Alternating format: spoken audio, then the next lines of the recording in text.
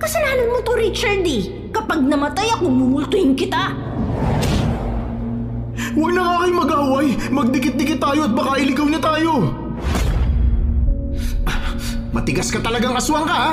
Ang pangit mo na nga, ang pangit pa na ugali mo. Ngayon matitikman mo itong buntot pagi ko. Ha!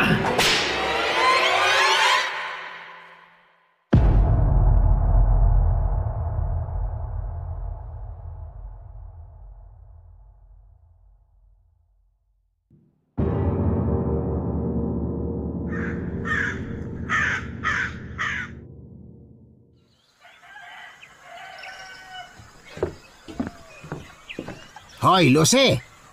Lucy! Ay, anak ng teting na babae to. Kumising ka na nga dyan. Pagod na mga manok kakatilaok para lang magising.